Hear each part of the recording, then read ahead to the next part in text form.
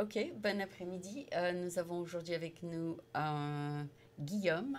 Je m'excuse de regarder, mais Guillaume, je connais ton prénom, mais je me rappelais plus de ton nom de famille. Donc ça se prononce comment? De Dordolo? Dorlodo. Dorlodo, ok. Dorlodo. Voilà. Dorlodo. Ah, Super. On est en c'est- ligne là ou pas? Oui, tu es en Ah, ligne. Oui, merveilleux. tu es en ligne. Bonjour à tout le monde. Alors, bonjour. Et donc, ta compagnie, c'est Startup Basecamp. Voilà, tout à fait. Ok. Je pourrais te demander pourquoi c'est .org et pas .com?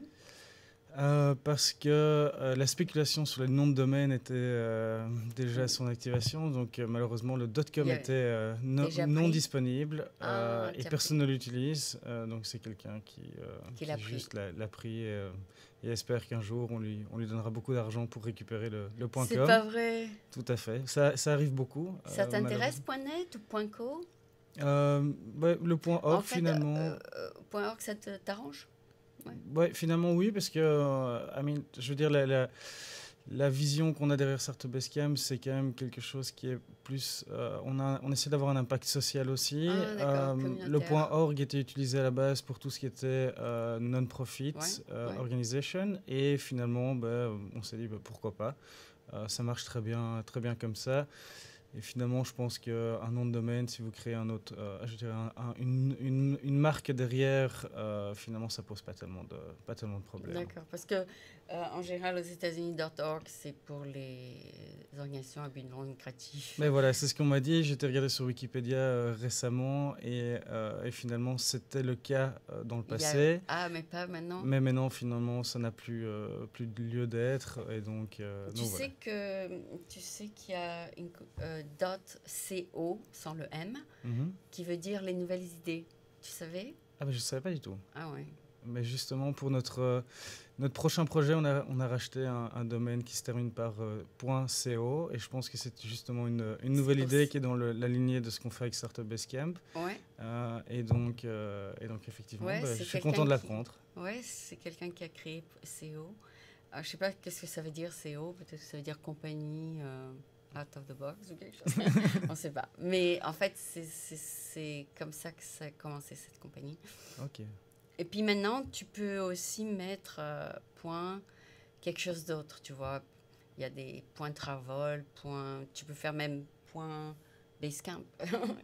Effectivement, je pense Oui. que ça peut se faire aussi. Ouais. Maintenant, je pense que plus on reste Ou point facile à startup, ouais. retenir, je pense que la majorité du grand public est encore habitué au .com, Et point .org, .net ouais. ou Ils .org. sont pas encore familiers avec les autres. Voilà, et donc finalement, si on peut garder quelque chose de plus simple, De commun. et je pense que ça reste finalement important pour certaines compagnies et finalement un détail pour d'autres.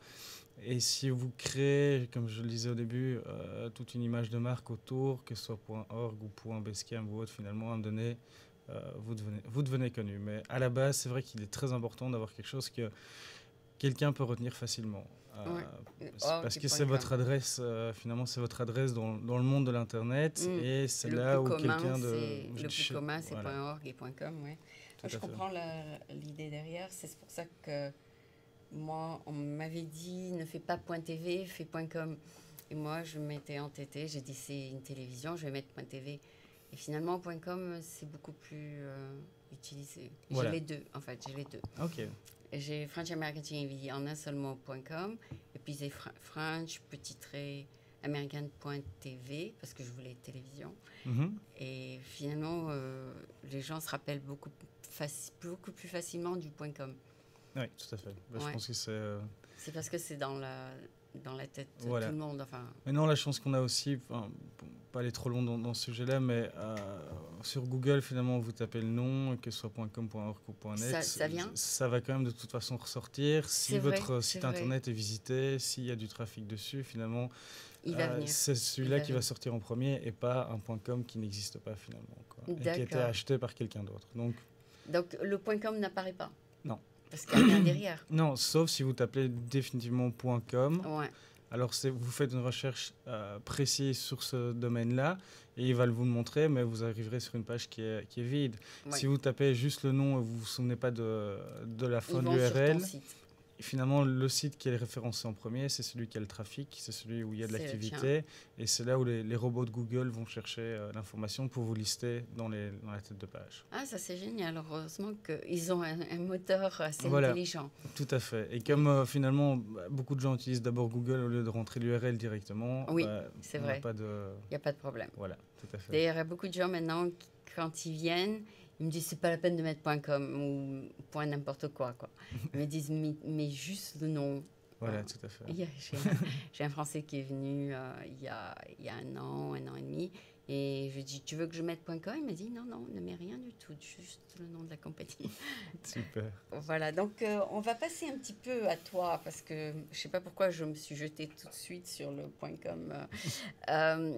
Je voulais d'abord te présenter parce que je te connais pas, enfin, je te connais pendant 5 minutes. Je t'ai rencontré donc à Foreign Startup et tu étais un des guest speakers. Peux-tu nous dire qui tu es, d'où tu viens, et si ça fait longtemps que tu es là? Tout à fait. Donc, je m'appelle Guillaume. En fait, je viens de Belgique. Ouais. Je suis de la partie francophone de Belgique. Donc, c'est pour ça que le français est ma langue maternelle. Et ta mère était peut-être de France, non? Et non, et ma mère était du côté flamand, bon? mais parlait aussi français.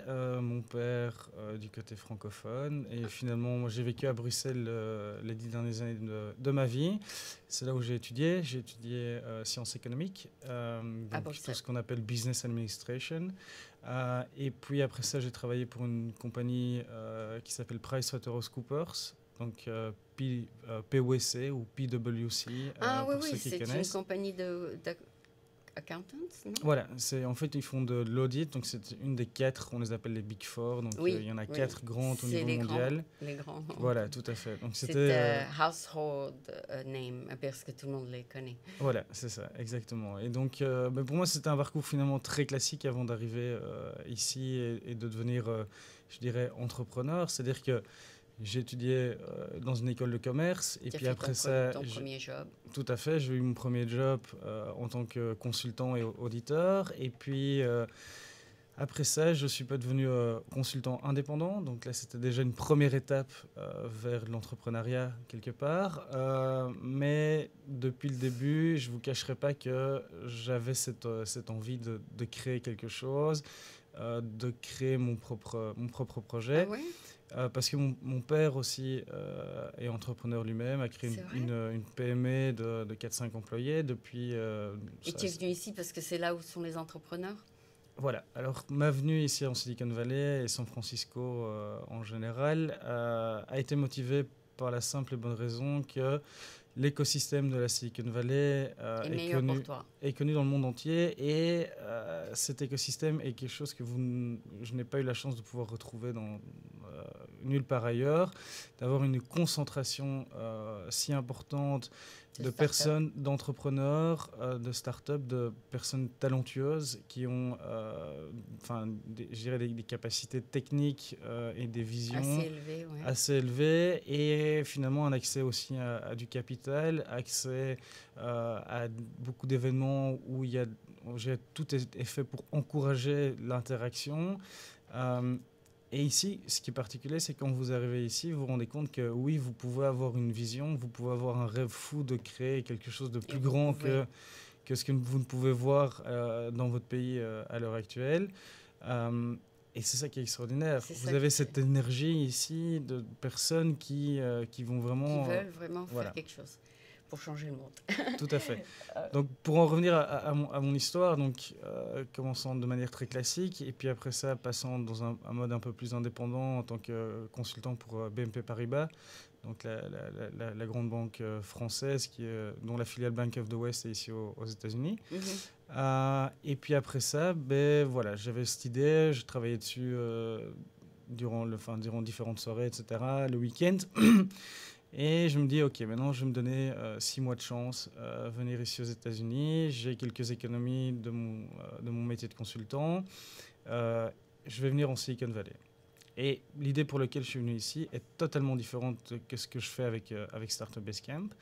Donc, la première idée que j'avais et que j'ai mis dans le placard pour j'espère, dans 3 ou 4 ans, si ce Ah, projet-ci continue. Tu as une autre idée? Voilà, j'ai une autre idée. Enfin, en tout cas, c'est un autre projet qui est en fait une plateforme de rewarding pour tout ce qui est vert et social. C'est-à-dire que si vous achetez des produits bio, organiques, si vous prenez des transports avez un publics, reward. vous êtes rewardé pour ça. Si vous donnez à une non-profit organisation, la même chose. Et donc, ça, c'était vraiment mon premier projet pour lequel je suis venu ici. Ah ouais, c'est aussi social. Voilà. En tout cas, c'était le sens que j'arrivais à donner derrière, parce que je me suis toujours rendu compte que c'est bien de créer une société et d'essayer de créer de la valeur, mais si vous n'avez pas un impact finalement humain derrière, et je ne me qualifie pas comme entrepreneur social, je pense que c'est un terme qui finalement est un peu exclusif. Parce qu'il y a des universités qui ne se concentrent que sur ça, social entrepreneurship. Voilà, social entrepreneurship, je pense que si beaucoup d'entrepreneurs finalement sont social entrepreneurs, Il y a beaucoup. sans se définir en tant que tels, parce que s'ils ont, selon mes critères, une envie d'apporter quelque chose de mieux, d'apporter une solution ou d'apporter un service supplémentaire pour résoudre un problème qui finalement impacte des êtres humains et la société, finalement ils deviennent entrepreneurs sociaux.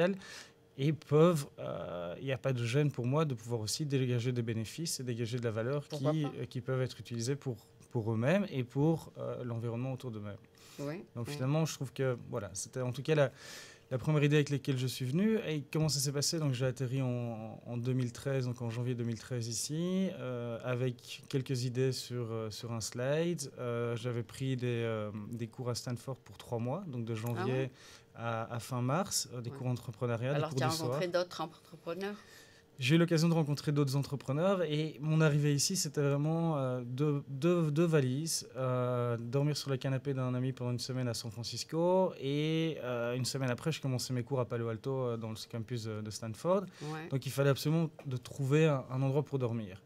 Et là, le grand challenge, la grande désillusion, en regardant un peu sur Internet à l'avant, je me disais, oui, je vais trouver une chambre et ça coûte très, très cher. En plus de ça, ça coûte très cher, mais la disponibilité est très limitée. C'est-à-dire que vous avez une longue liste d'attente. Si vous n'êtes pas américain et que vous n'avez pas un credit score, donc c'est difficile un credit report, d'être accepté. C'est très difficile, surtout si vous avez en plus un temps qui est limité et qui n'est pas d'un an, comme tout bail. Pour tous les listes, oui. Voilà. Donc ça, c'est un problème pour toi? Donc c'était mon premier problème et le temps étant limité pour moi, je me dis bon, il faut que je trouve quelque chose. J'arrive à Palo Alto parce que encore de nouveau, quand vous regardez sur Google Maps Palo Alto, San Francisco, finalement à l'échelle des États-Unis, c'est la porte à côté. À l'échelle de la Belgique, c'est vous traversez un quart de la Belgique facilement. C'est comme si vous viviez dans une autre ville. À part en train, c'est 45 minutes, non? Voilà, mais c'est quand même, finalement, 45 minutes, c'est Bruxelles-Namur. Donc, à l'échelle belge, c'était pas du tout vivre dans le même endroit, et c'était des cours du soir, donc prendre le train tous les jours, Alors, et perdre pas mal de là-bas? temps. Donc, je décide je vais m'établir à Palo Alto. Et donc, j'essaie de chercher quelque chose là-dedans, et je ne trouve absolument rien. À part des endroits à $900 000 qui sont super infects avec pas de gens qui viennent nettoyer, etc. Et j'étais là, non, ça, c'est pas possible pour moi. Un de mes amis me fait découvrir Airbnb. Donc, ça, c'était en 2013, donc ils étaient encore un peu moins connus que ce qu'ils ne sont maintenant. Et il me dit, regarde là, tu pourras trouver quelque chose de temporaire et facilement, en tout cas, trouver quelque chose de raisonnable. Voilà, entre les deux. Alors, par chance, je trouve sur Airbnb la maison de Carlos. Donc, il est là-bas, il est là-dessus. Voilà, tout à fait. En regardant, je me dis, très bien, en tout cas, ça va me servir pour une semaine. Et finalement, je suis resté 3 mois là-bas. Pourquoi? Parce que j'étais capable de pouvoir travailler et vivre dans le même endroit avec d'autres entrepreneurs étrangers qui venaient du monde entier. Donc, pour ceux qui ne connaissent pas, c'est un endroit, ce qu'on appelle plutôt une hacker house, donc une maison où finalement les gens vivent en communauté et ont un même centre d'intérêt qui est soit des entrepreneurs, soit dans les nouvelles technologies, designers ou autres, et quelqu'un qui a plutôt tendance à rester pour une période de 1 semaine, 3 semaines, 1 mois et plus long aussi. D'accord. Et donc moi, je pensais y rester une semaine et j'y suis resté 3 mois. Pourquoi? Parce que, comme je vous disais, C'était abordable. c'était abordable, que même si c'était des chambres partagées, et qui était quand même une grande expérience aussi pour moi, parce que Tu n'as pas l'habitude. voilà, on a tous l'habitude de vivre dans sa chambre personnelle et voilà. Mais à ce moment-là, finalement, quand vous venez ici, que vous savez que votre temps est limité, que vous êtes à 200% pour essayer de créer quelque chose, tu t'es adapté. vous sortez de votre zone de confort. Mm. Et sortir de votre zone de confort, c'est vraiment le moment où vous sentez que vous avancez aussi dans l'apprentissage du reste. De la vie, ouais. De la vie, quelque part, si on peut voir ça comme ça. Et à ce moment-là, en fait, pour moi, finalement, partager ma chambre n'était même plus un problème parce que je travaillais entre 12 et 15 heures par jour, Donc, tu n'étais pas dans 7 ta jours chambre. sur 7, et je n'étais pas dans ma chambre. J'étais dans le salon où il y avait des tables de bureau qui étaient installées avec des sièges de bureau Confortable, ouais. confortables et en même temps dédiés vraiment au travail. Et puis, vous avez toute cette interaction autour. Donc, c'est-à-dire que vous avez des gens qui viennent du Brésil, des gens qui viennent d'Inde. Pendant 12 heures? Mais en fait... mine de rien, quand vous voulez avancer dans votre projet, il y a beaucoup de questions que vous devez vous poser, il y a beaucoup de réflexions qui sont à faire et beaucoup de recherches qui est à faire donc aussi. Donc, tu as fait un peu de recherche. Et donc, j'ai vraiment créé tout un business plan pendant les 3 premiers mois parce que je pouvais le présenter dans le cadre de mes cours que j'avais à Stanford.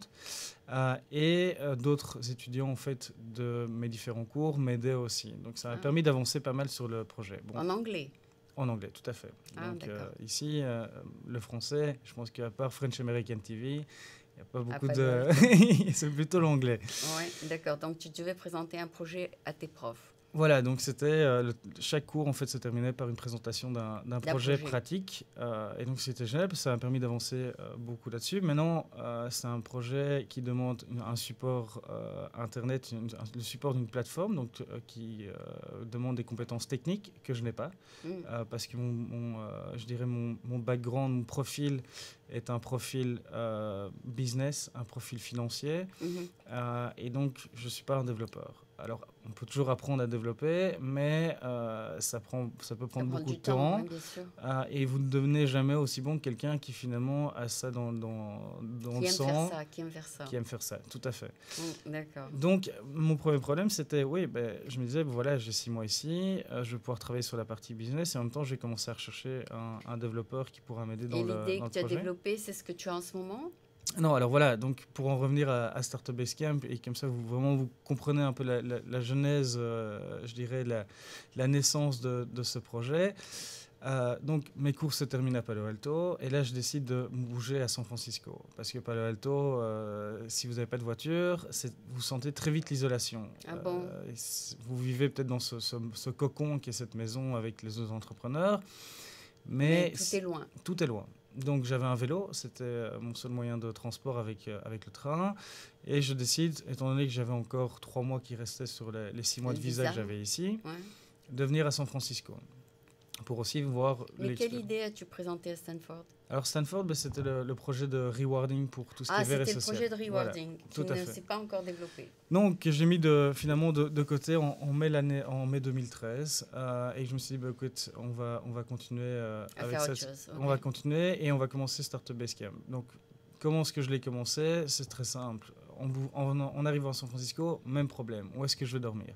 Je me dis, je vais retrouver le même environnement que ce que j'ai trouvé à Palo Alto. Et ici, c'était même pire. C'est-à-dire qu'on mettait 5 à 10 personnes par chambre, sur des lits à étage. Oui. Il n'y avait pas de cleaning staff qui venait pour nettoyer toutes les semaines. Donc, c'était vraiment un enfer. C'est pas pour toi. Et je me suis dit, je deviens trop vieux pour ça. Moi, j'ai pas envie de ça. Alors, j'ai pas envie de rentrer à Palo Alto parce que pour moi, j'y ai été et c'est trop calme quelque part. Et d'un autre côté, j'ai pas envie de vivre comme ça. reclus comme ça. Donc, finalement, je me suis dit, un Américain commençait à travailler avec moi sur le projet. Il avait aussi un background business, donc ça faisait pas plus avancer ça, mais en tout cas, on avançait tout ensemble. Et on s'est dit, pourquoi pas, en fait, louer un appartement. On va louer un appartement. On a trouvé un appartement 5 chambres à Alamo Square, donc un des, je dirais, un des parcs assez connus de San Oui, Francisco. bien sûr, bien sûr. C'était magnifique, 5 chambres, un loyer impeccable, 9 000 $ par mois. Donc, vous Tu voyez un peux peu les louer 5 prix, chambres. vous voyez les prix un peu de San Francisco. Et on s'est dit, bon, on va faire la même chose qu'on faisait à À Palo Palo Alto, Alto. On louer les va chambres. sous-louer à des entrepreneurs, des designers, des gens qui sont du monde de la start-up. Et c'est comme ça, en fait, qu'on a commencé. Et très vite... Qui c'est qui a avancé les 9000? bah alors, en fait, on avait un peu d'économie chacun. Ah, Et donc, on d'accord. a investi dans la maison. On a acheté des mobiliers chez Ikea. On a payé le loyer, le deposit. Ah, c'est à partir de vos Voilà. économies. Ok. À partir de nos économies. Et en fait, c'était assez intéressant parce que finalement, ça nous permettait de ne pas payer notre loyer, donc Mhm. d'économiser quand même une grande part de notre... Parce même que si on partageait nos tu louais chances. les chambres. Voilà, tout à fait. Et puis, de pouvoir dégager un peu de bénéfices supplémentaires qui nous permettaient de payer notre vie ici. Ah, d'accord.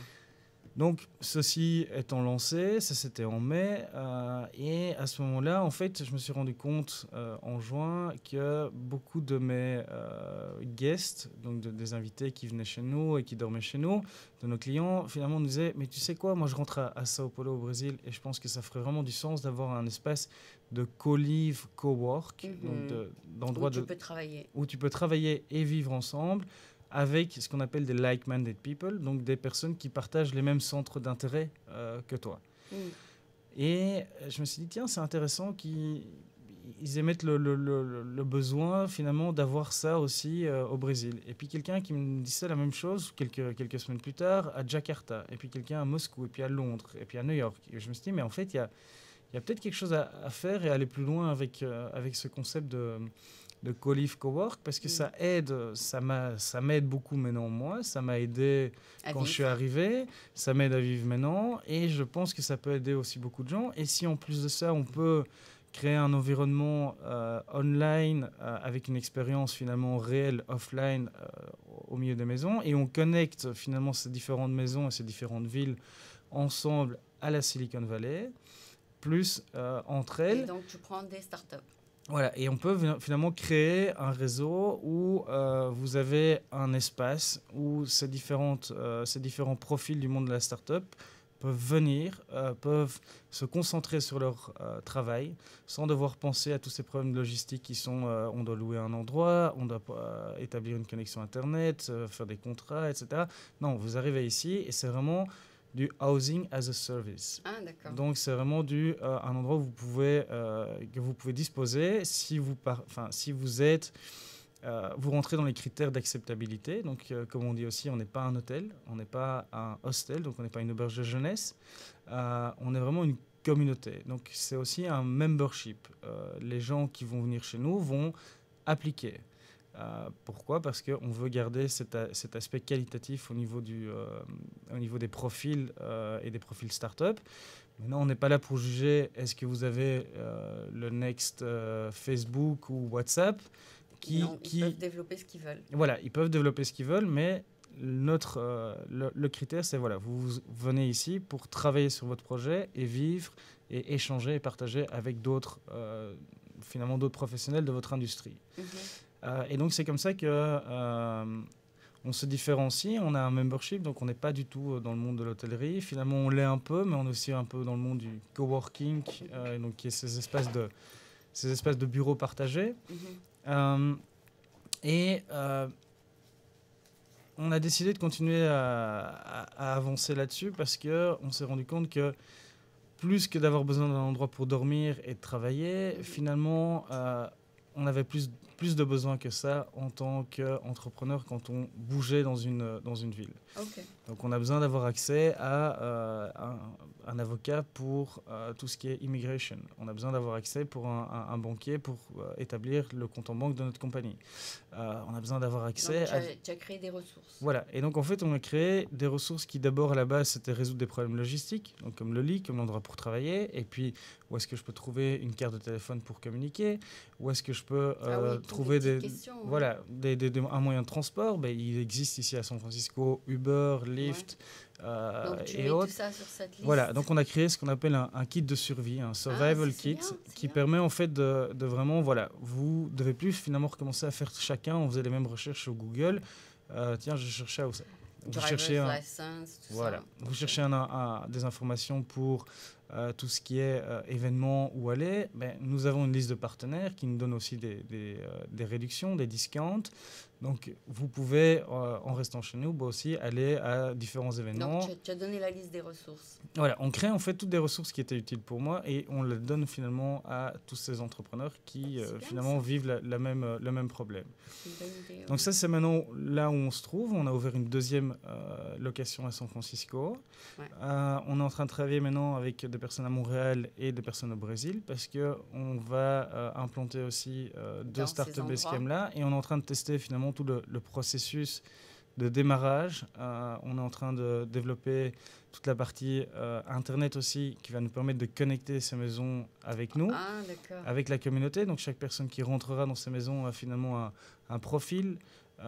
C'est pas un copier-coller de LinkedIn ou Facebook ou autre. Ils existent déjà, donc on n'a pas besoin de recréer ça, mais c'est plutôt une communauté qui est basée sur, voilà, j'ai des compétences et je cherche aussi des conseils. J'ai des compétences sur lesquelles je peux aider.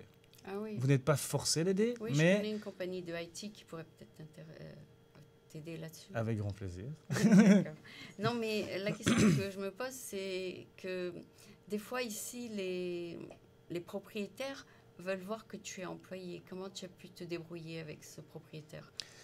Écoutez, le premier endroit qu'on a trouvé, finalement, grâce à mon partenaire américain de l'époque, lui était américain, et donc c'est comme ça qu'on a pu louer. Bon, après, si vous montrez que vous avez de l'argent sur un compte en banque, etc., ça facilite aussi. Mais c'est vrai que vous serez, en tant qu'étranger, toujours le deuxième ou troisième de la liste. Un employé de chez Google ou de Facebook ou Apple ou autre, ayant le pédigré de ce genre de compagnie, plus un credit score, il sera toujours privilégié par rapport à vous. Par rapport à quelqu'un qui vient d'arriver. Voilà. D'accord. Donc lui, il t'a un peu facilité la vie, quoi, pour démarrer la compagnie. Ah oui, je pense que on a démarré ensemble et notre première vision à la base, c'était voilà, au moins on résout notre problème de logement. On aide d'autres entrepreneurs aussi. Et ça nous permet de nous financer un petit peu sur le côté et de continuer à travailler sur le projet dont je vous parlais au début, cette plateforme de rewarding vert et social. Ah, c'est super ça. Et finalement, on se rend compte du travail et du temps parce qu'on se dit, voilà, c'est une capacité de 10 entrepreneurs plus nous-mêmes. Donc on était 12 à vivre dans la maison. C'est quand même beaucoup d'entrées et de sorties, un système de gestion au niveau des réservations, et puis un système de gestion logistique, d'avoir des choses très simples comme le clinic staff doit venir par semaine, mais être sûr qu'il y ait du savon, qu'il y ait du papier toilette, des choses comme ça. Les logistiques, oui, bien sûr. Voilà, et donc on se rendait compte que c'est quand même beaucoup de travail, et étant donné qu'il y avait cette demande aussi finalement de l'établir à Sao Paulo et à différents endroits dans le monde, on s'est dit, pourquoi pas moi je me suis dit, mais pourquoi pas mettre ça sur le côté pour l'instant et vraiment développer cette première étape qui est de créer Startup Basecamp à une échelle plus importante. Et à ce moment-là, c'est là que moi j'ai dû rentrer 2 mois en Belgique pour des raisons de visa. Je suis revenu en septembre, donc à ce moment-là, je me suis dit, ok, je vais essayer vraiment d'aller... revenir en tant qu'investisseur. Voilà. Et je vais essayer d'abord d'obtenir un visa.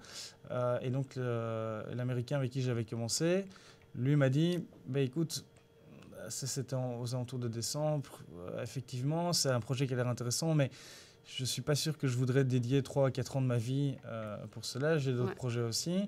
Et donc à ce moment-là, c'est pour ça que lui a continué de son côté. Et moi, je me suis dit, voilà, on va tenter le visa investisseur. Aidé. Il t'a donné un jump start.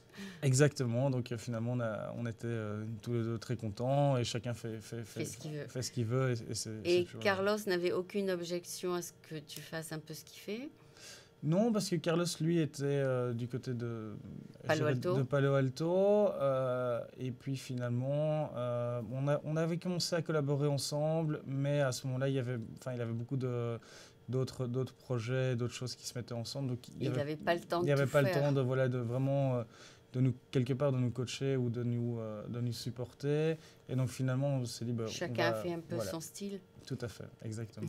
D'accord, mais c'est bien. Donc tu as résolu un problème pour les entrepreneurs, c'est ça. Et quand tu mets ta pub, ton annonce pour une chambre libre, tu mets toujours que c'est spécifiquement pour les entrepreneurs start-up. Tout à fait. pour que tout le monde ait quelque chose en commun, c'est ça? Exactement. Donc, si vous allez sur notre site internet, c'est startupbasecamp.org et là-dessus, vous pouvez postuler pour une des 2 locations que l'on a ici à San Francisco.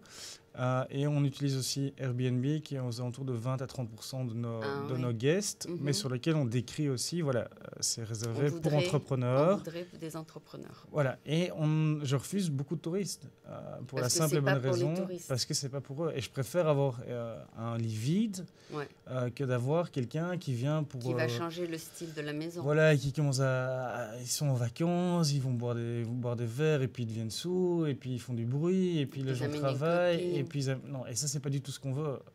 Et finalement... Tu veux une réputation. Voilà, et on essaie de créer un service de qualité qui nous démarque fortement de toutes les alternatives que j'avais dû expérimenter en arrivant ici à San Francisco après mon séjour à Palo Alto, et qui offre plutôt quelque chose qui est un peu moins cher que nous, mais c'est un environnement qui est plus dur aussi, c'est-à-dire que vous êtes à 5 à 10 par chambre, parfois même plus, sur des lits à étages, avec des... Et combien par chambre vous êtes, vous? Alors ici, nous, on a deux différentes formules. Donc la formule à Soma, c'est un loft.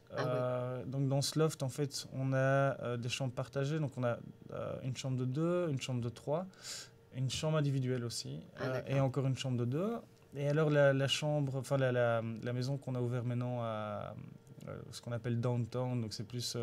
près de la ville. Voilà, là on a créé en fait 6 chambres individuelles. Donc on a démarré d'un plateau avec rien du tout et on a optimisé l'espace. On a créé 6 chambres avec des portes, des murs, l'isolation, etc. Mais vous achetez pas la maison, vous la louez vous-même. Donc voilà, pour l'instant on loue. On cherche des partenaires immobiliers qui auraient un intérêt aussi de collaborer avec nous, parce que nous on ramène un trafic, on paye un loyer qui est très cher tous les mois. Oui, bien sûr.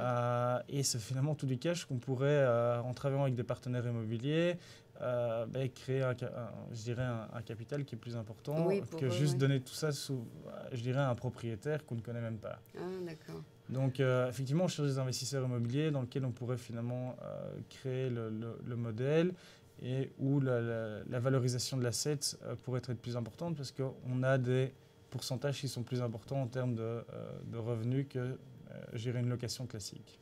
En fait, les coworking spaces, c'est environ $495 sur Mission Street, le hub. Oui. Il y en a d'autres moins chers, plus chers, tout dépend.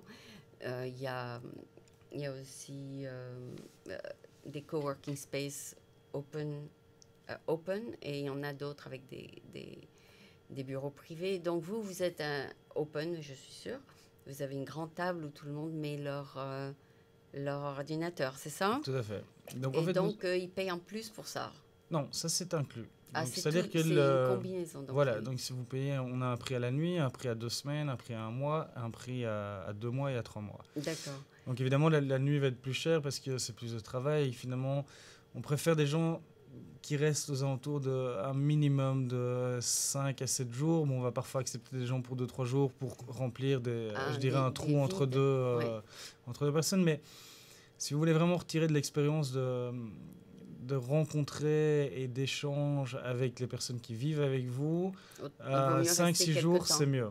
Parce que vous allez vous habituer à l'endroit en tant que tel, vous allez commencer à discuter, vous allez commencer à vous voir, aller boire peut-être un verre, aller travailler ensemble et autres.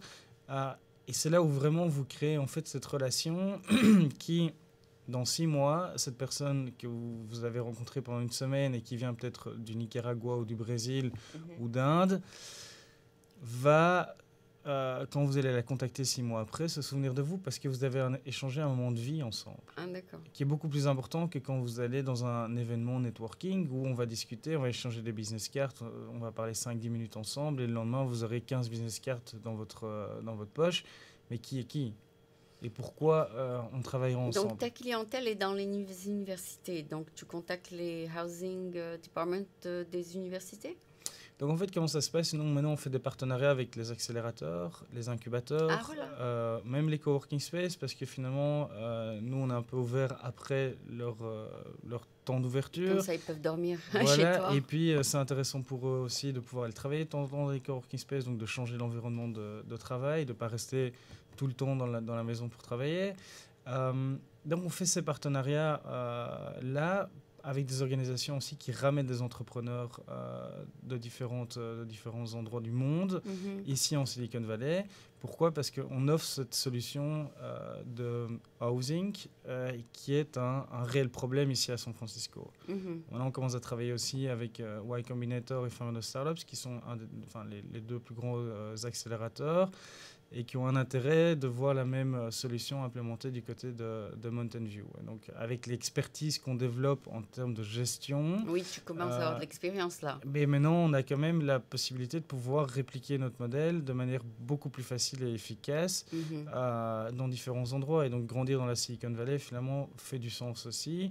Parce que si on travaille avec ses partenaires qui pourraient être immobiliers et ces accélérateurs qui ramènent finalement ces différentes personnes, ben c'est à ce moment-là qu'on peut créer des endroits qui sont viables financièrement et qui apportent une réelle plus-value à ces entrepreneurs étrangers qui viennent ici pour des périodes de 2, 3 mois, 6 mois et qui ont besoin d'un endroit finalement où ils peuvent atterrir. Donc on se positionne, comme on dit, on n'est pas un accélérateur, on n'est pas un incubateur, on est un facilitateur.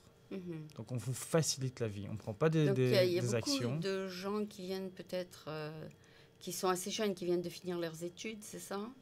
Mais notre moyenne d'âge, on fait justement je dirais une petite enquête chaque fois qu'on a des nouveaux clients qui viennent.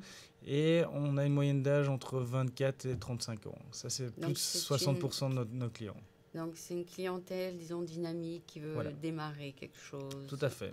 Maintenant, comme on se positionne un peu plus cher que le reste de la compétition, on a des gens qui sont un peu plus établis, qui ont déjà un projet qui tourne, qui sont un petit peu moins early stage, comme on les appelle, et qui sont vraiment là pour soit lever de l'argent chez des investisseurs, Mhm. soit continuer à créer leur réseau, valider leurs produits ou services et recevoir finalement du feedback des gens qui vivent dans la Silicon Valley, des différents experts, et créer des relations en fait, commerciales pour s'implanter et implanter leur compagnie ici, quoi. Ouais, bon, donc, comme tu m'as dit, tu veux créer un modèle de franchise, en fait. Voilà, donc notre but, en fait, c'est qu'on se rend compte qu'il y a des communautés d'entrepreneurs qui naissent partout dans le monde, dans Ouais. beaucoup de villes. Donc, on est vraiment un modèle plus urbain. Euh, et où, dans beaucoup de villes du monde, il y a aussi des problèmes, je dirais, immobiliers. Et le but, c'est vraiment de créer, en fait, ces espaces physiques. Donc, nous, on a vraiment tout je dirais, un package et des process plus un support Internet qui nous permet de gérer les réservations, plus la gestion au quotidien des maisons et tout un aspect réseau autour qu'on finalement implante avec l'aide d'un partenaire local. Donc c'est vraiment Mhm. un modèle... C'est lui qui va voilà. peut-être signer le premier bail. C'est le local, en fait, c'est vraiment un peu le modèle Uber, finalement. Mhm. Vous avez une voiture, vous avez un appartement, Ben, mais alors voilà, vous n'avez pas l'application, vous avez votre téléphone, vous avez Internet. Nous, on vous donne tous les outils, plus tout l'accompagnement pour vous ah lancer, oui, oui, voilà. plus l'accompagnement au Et niveau les marketing. conseils, et les conseils. Voilà, tout à fait. Et après ça, ben, vous le démarrez et c'est un système finalement on prend un pourcentage au niveau de Ah la oui, oui, parce vente que vous avez donné le parce qu'on modèle. on doit financer aussi l'expansion et la communauté. Et évidemment, l'avantage pour vous, c'est que non seulement ça peut être très rapidement implémenté, mais en plus vous connectez votre communauté à une communauté plus globale, donc qui est liée à la Silicon Valley, mais qui est liée aux différentes villes où l'expansion est en train de se faire. Finalement, tu es un peu plus ambitieux que la maison qui t'a accueilli à Palo Alto, parce que lui, il a une seule, et toi, tu veux aller dans plusieurs villes, c'est ça? Mais pour moi, je pense que c'est une solution qui fait... vous avez deux différentes routes. Soit vous faites plutôt un lifestyle business et vous créez ça sur le côté et vous allez vous faire finalement suffisamment d'argent et c'est génial. Soit vous avez vraiment envie d'avoir une portée internationale et globale, où vous pouvez finalement aider beaucoup plus de gens en amenant ce modèle dans différentes villes du monde et d'encourager ces entrepreneurs qui finalement sont très importants pour l'économie mondiale. Ce sont ce qu'on appelle les game changers. C'est ceux qui vont prendre le risque de créer quelque chose de nouveau qui va Impacter les impacter, entrepreneurs, voilà, oui. et Enfin, qui va pouvoir amener d'autres solutions, créer de l'emploi pour, pour beaucoup de gens. beaucoup de gens aussi. Et donc les supporter à travers ces espaces et à travers ce réseau et tous ces fournisseurs de services et tous ces discounts qu'on est en train d'apporter autour, leur rendre la vie la plus facile, ça fait du sens pour moi. C'est déjà très dur de prendre la décision de le faire et puis de passer à travers ce qu'on appelle l'effet montagne russe. Mon projet est génial et puis mon projet va jamais réussir et puis il est génial et va jamais réussir.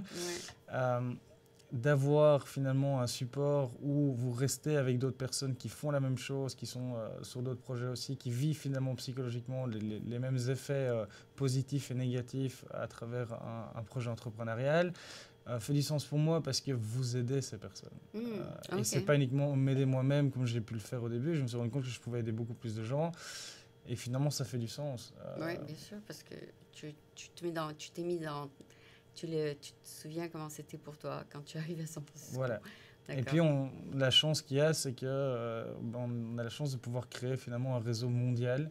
Rien que même en restant à San Francisco, et maintenant le but c'est de pouvoir l'étendre encore plus. Mais dans d'autres pays, par contre, c'est beaucoup plus facile peut-être de trouver un endroit pour dormir, je sais pas. Voilà, alors effectivement, là on devient un peu plus au niveau de la stratégie du business et de l'expansion. Quelle ville seraient les mais meilleures villes Voilà, des villes qui font du sens, je pense que c'est une très bonne question. Il y a le sud de la France, où il y a plein de startups, c'est la Silicon Valley du Sud. Il y a beaucoup de pays comme le Japon qui ont une petite Silicon Valley. Une mini Silicon Valley où il y a beaucoup d'entrepreneurs. Et ça, ce seraient les villes où il faudrait peut-être penser à vous implanter plutôt que d'aller dans n'importe quelle ville. Mais écoutez, c'est vrai qu'on a, je pense qu'on résout deux problèmes. En tout cas, on a deux points clés dans lesquels, si on veut s'implanter et qu'un Startup Basecamp fonctionne, c'est que vous devez vous retrouver dans un endroit où il y a une communauté de start-up. Donc il doit y avoir déjà une communauté qui a démarré, où il y a des entrepreneurs, peut-être un coworking space, un incubateur, accélérateur, quelques investisseurs, etc. Donc il y a déjà cet esprit qui fonctionne. D'accord. En plus de ça, dans un premier temps, pour nous, ça fait du sens d'aller dans des villes où le pays finalement est suffisamment grand pour accueillir des gens qui sont extérieurs à la ville pour venir dans cette communauté et qui en plus de ça, l'immobilier est très cher. Parce que un des avantages qu'on propose, c'est que oui, vous partagez finalement les coûts d'un logement tous ensemble, donc ça diminue finalement donc il faut bien choisir les villes. Voilà, donc notre but c'est de commencer calmement, de voir comment ça se passe. On a 2 projets pilotes, un à Montréal et un au Brésil. On ne les a pas sélectionnés pour leur géographie, mais parce que ce sont 2 personnes qui ont vraiment trouvé l'idée bonne. Voilà, et qui ont la motivation de le faire, qui ont les bons critères aussi de sélection pour le faire. Est-ce que leur ville est à côté d'une université comme Stanford, par exemple? Dans le cas de Montréal, il y a des universités, mais il y a aussi de sérieux accélérateurs qui sont en place. Donc il y a une communauté d'entrepreneurs. Il y a déjà une clientèle en place. Tout à fait. Maintenant, l'immobilier est différent de San Francisco, mais la vision que cet entrepreneur poursuit et veut, la raison pour laquelle il veut avoir un Startup Basecamp dans sa ville et tenter le projet, c'est parce que ça fait du sens pour lui au niveau de la valeur ajoutée pour la communauté. D'accord. Pour sa communauté locale, de pouvoir donner accès justement à la Silicon Valley de manière plus facile et en plus de ça, de finalement résoudre un problème local. Oui, enfin, tu réponds à beaucoup de questions, beaucoup de problèmes. Et toi, tu dois faire disons, petite étude de marché avant de choisir la ville, c'est ça? Ben voilà, donc c'est pour ça qu'on développe tout un process qui vous permet de voir si financièrement ça fait du sens, mais en plus de ça, de voir quels sont les partenaires potentiels, quels sont ce qu'on appelle les personas, donc quels sont les type de personnes qui vont venir chez vous et pourquoi elles vont venir chez vous. Et puis nous, on a déjà beaucoup de contacts dans différentes villes du monde. Donc le partenaire local, on peut le mettre en contact directement avec l'accélérateur ou quelqu'un qui connaît l'accélérateur, donc qui va pouvoir ramener des clients aussi pour des programmes de 1 mois, 2 mois ou 3 mois. Et donc finalement de faciliter Tu fais ça à plein temps? Voilà, moi, c'est vraiment mon projet full-time. Je pense oui, tu veux le développer.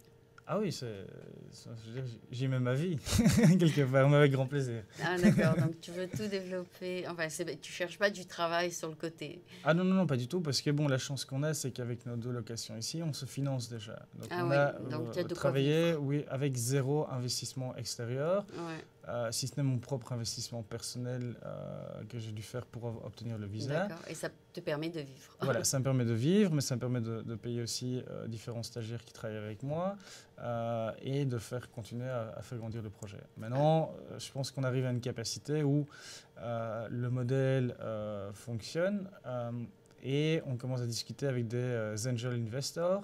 Qui veulent peut-être mettre en place quelque chose qui va se dupliquer plus. Mais si on veut en fait financer la croissance de ce modèle, on doit pouvoir aussi à un moment donné pouvoir lever de l'argent. Donc on a quelques-uns qui sont intéressés. On est en train de mettre en place les plans financiers, tout ce qui est deck de présentation. Parce qu'ils veulent quelque chose aussi.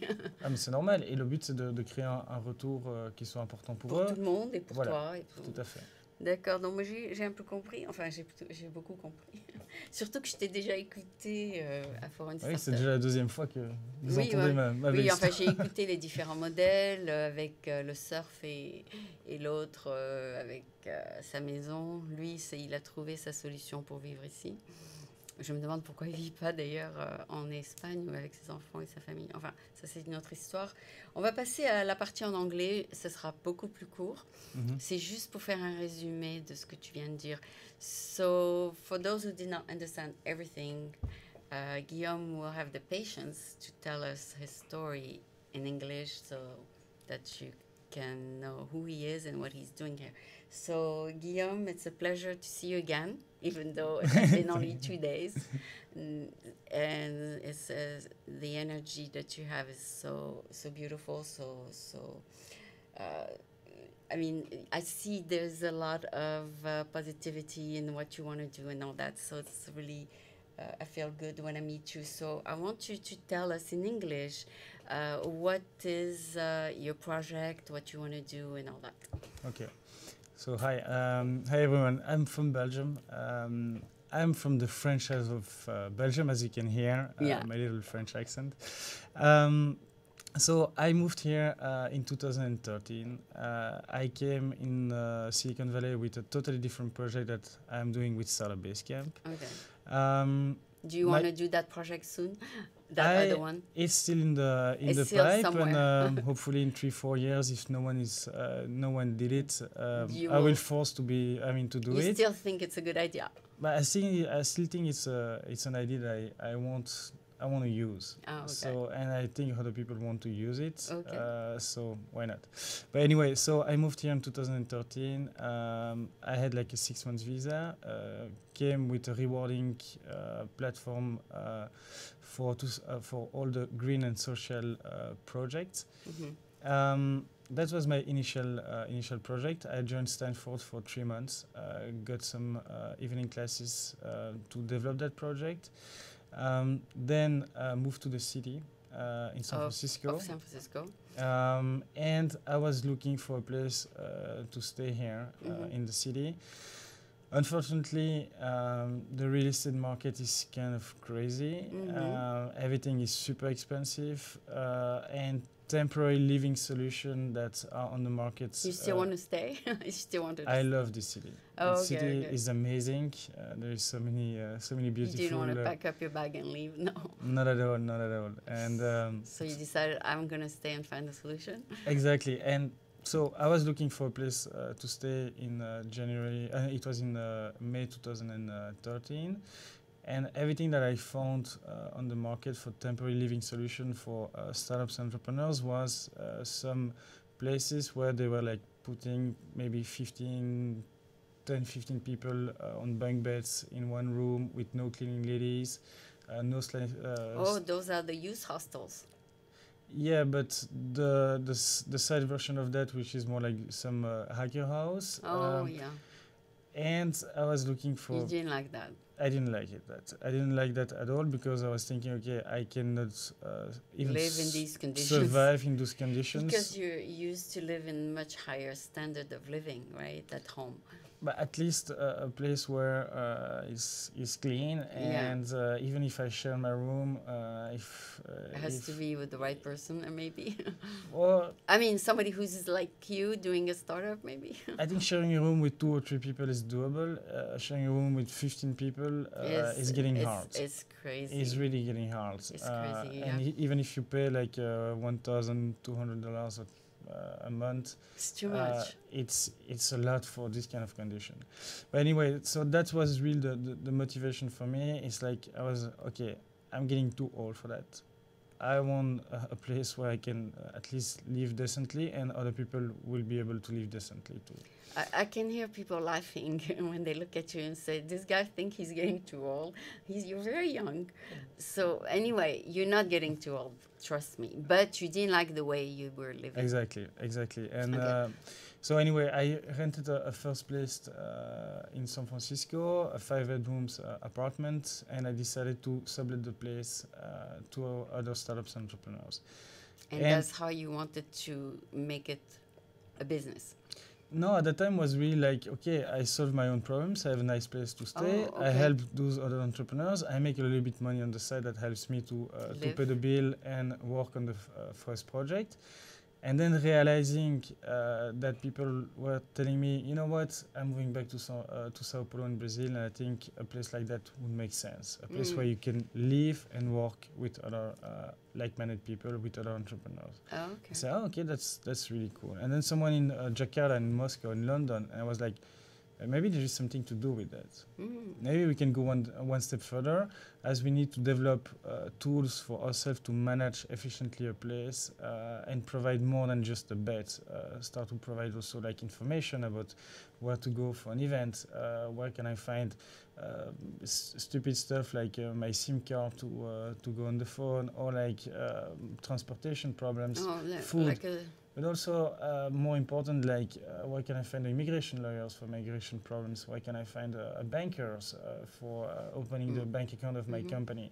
So all of those, research that you're gonna do on Google, we aggregate that in a survival kit for you. Okay. So we really try to make your life easier. You're an entrepreneur, you moved here in the city, and you can soft land. Basically, your bed is ready. You have a place where you can work. And you have the survival kit. You have the survival kit, and you stay with other startups and entrepreneurs. So directly, you are not on you lost in your hotel room. Oh yeah, you have a support system. Exactly, you stay with the community, which is really powerful, especially when you are on your own, or maybe just with one of your co-founder. You arrive there and you stay with other people who are also living their dream, working. So it's definitely a place where people come to live and work together. Do you all eat at the same time, or everybody's free to do what they want? No, everybody has like his own schedule. It's on their own. So, but we organize like time where weekly. People eat together, socialize. But everybody socialize pretty quickly too.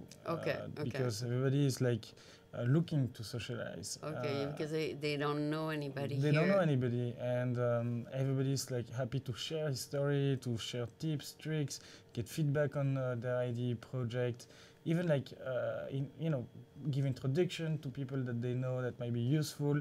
And we do the same too when we have like people that we think that might be a good fit within the community for them to talk about the business or whatever. We do it too. We also organize events where we bring angel investors, serial entrepreneurs, and people can pitch their startups. So we do pitch nights. We go and visit different places, different startup office, where they can also have a talk with the founders and visit the office, see how the organization is working. So it's really like try to maximize the exchange in between people.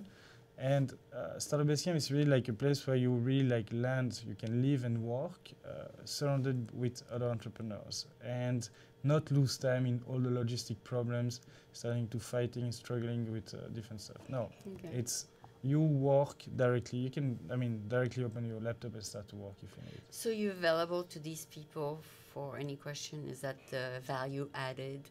Yeah, I try no. I mean, we have the second location, so I try to meet all of them at least for Oh, like there's a meeting 20, 30 minutes to talk about to what find they out do what they need. and see. And that's why we are building this also online community Okay. to maximize the interaction between Oh, that's themselves. great. That's great. Because we Yeah. have guests who came maybe from Like there's a software called Join Me, and there's a whole bunch of online things. yeah, but here it's really based on our alumni community that we have. Oh, really? And that's also something that we want to provide to places that we are expanding to.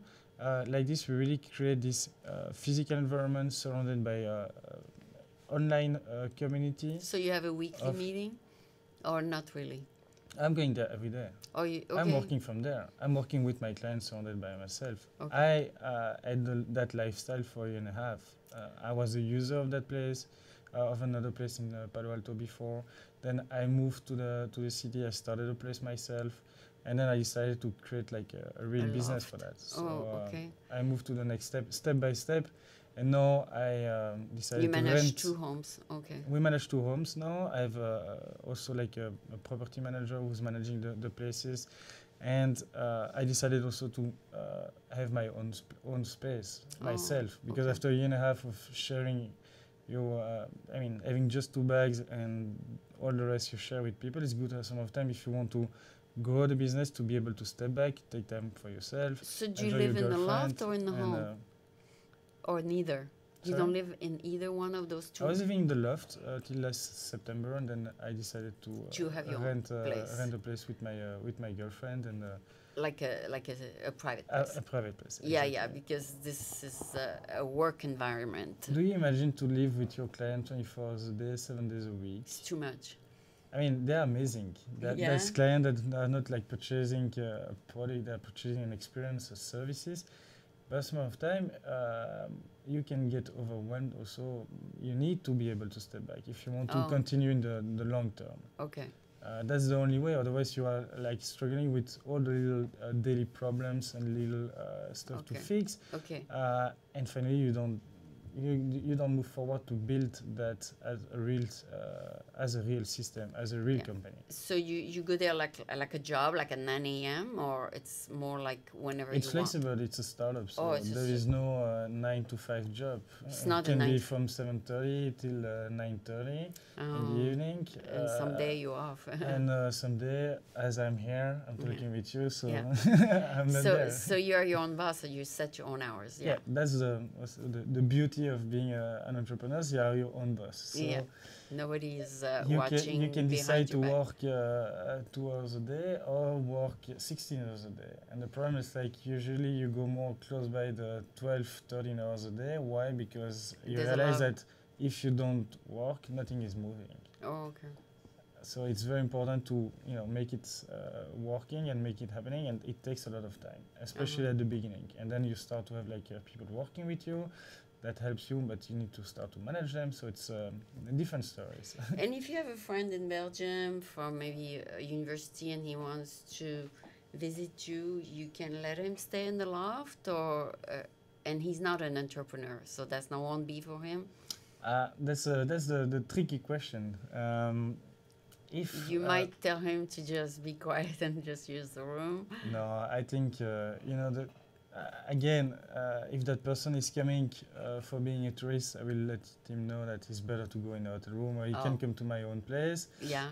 But if my friend is interested to learn about the startup environment, also work from there, that match with the community. That matched. Exactly. Okay. We're not like, I mean, as I say, we're not like inclusive or exclusive. We're inclusive community. So we want to include as much as we can people who decide to live and work together.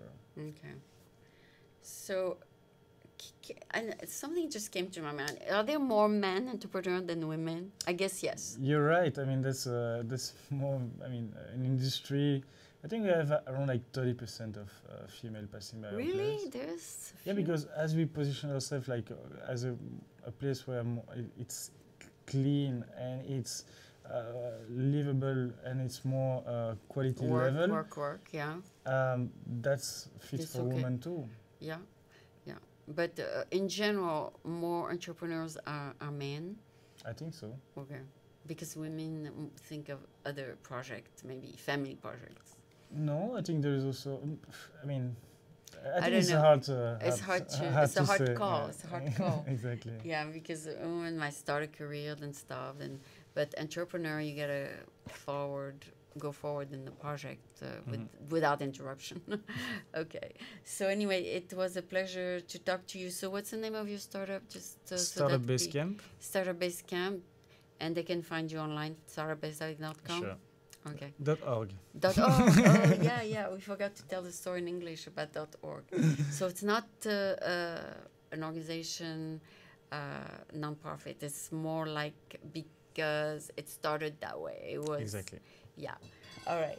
Okay. So it has been a pleasure again to talk to you. Thank you so much for accepting to come on French American TV, and I hope to see you at Foreign Startup again. With pleasure. Thank you very much. Bye bye.